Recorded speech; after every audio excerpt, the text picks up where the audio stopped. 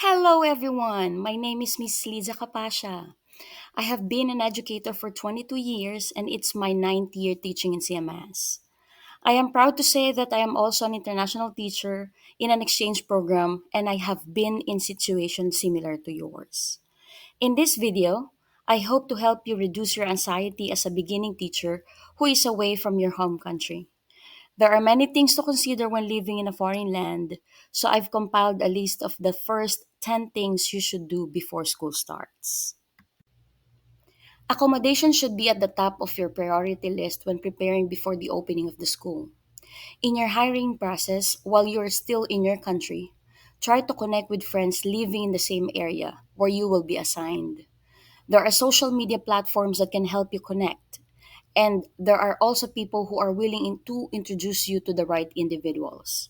When considering the location, take into account your transportation options.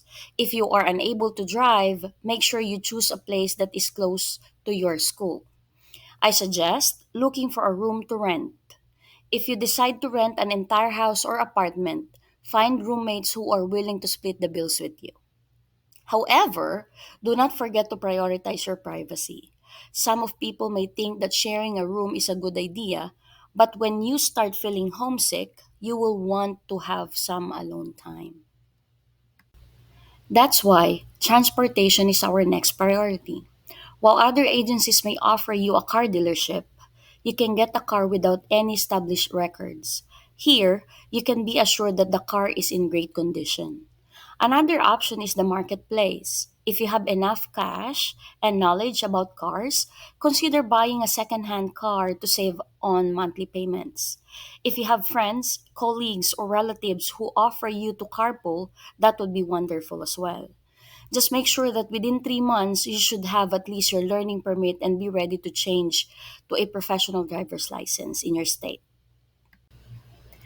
Car insurance is an essential requirement for anyone who wants to drive a car.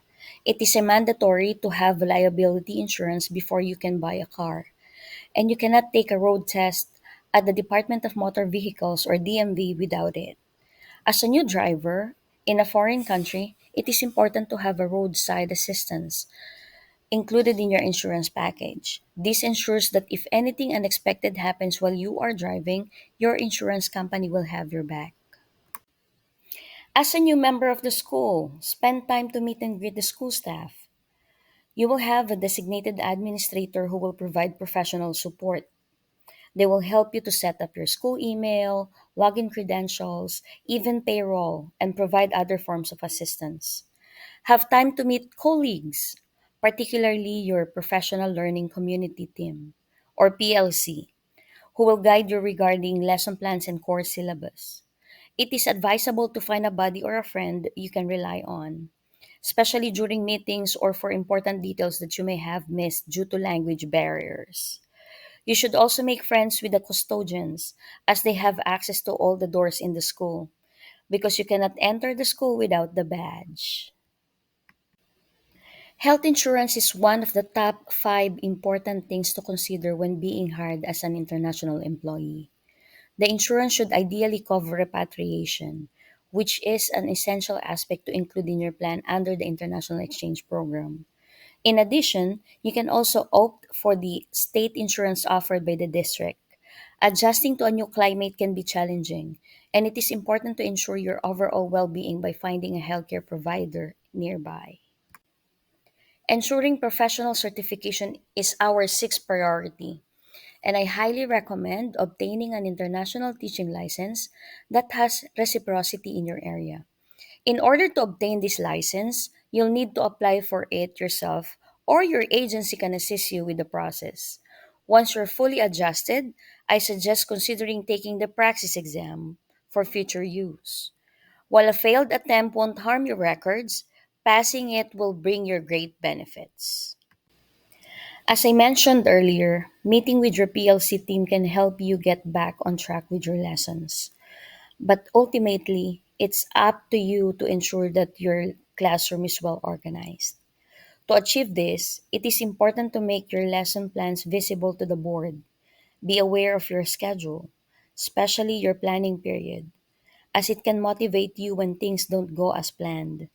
Know the list of standards from the district, especially if you're handling EOC or EOG courses. The success of your classroom management depends on your classroom routine. Keep your students busy and engaged, and they won't have time to disrupt your instructional period. It seems like most of your stress is stemming from school, which is why I suggest prioritizing your involvement in the community. Look for activities that are enjoyable and motivating. You can unwind by visiting malls or parks that are on your way home. Even just window shopping can help replenish your inner self. Try to find a grocery store that offers the food you crave, such as dishes from your home country. Additionally, you may find support within your church community. Remember, everyone deserves a break from time to time. Kring, kring. Having a cell phone is crucial nowadays as it serves as our primary means of communication. With the advancement of technology, it allows us to install our email, voicemail, store our contacts, and connect with people on various social media platforms. It's important to choose the best carrier that provides good service in your area. I suggest joining someone else's plan as it is usually cheaper than getting an individual plan. The key to become a legal worker in the United States is obtaining a Social Security number or SSN, which is crucial. This will grant you access to various things like school requirements. You can apply for an SSN as early as the second day of your arrival in the United States by providing the three required documents: passport, DS 2019, and I 94. However, it is recommended that you apply for it on the 10th day of your stay, as by then, all of your documents have been forwarded from the state you entered to the state you are staying in. This will help you avoid any potential red flags or uncertain situations that you may encounter. It can be challenging being away from loved ones and working in a foreign country. However, this experience can test your patience and courage as an individual. You may have received excellent training in your home country, but not everything may be applicable in a new environment with different customs and practices. It is best to sort things out one by one instead of feeling overwhelmed. Breaking down the problems into smaller details can help reduce stress.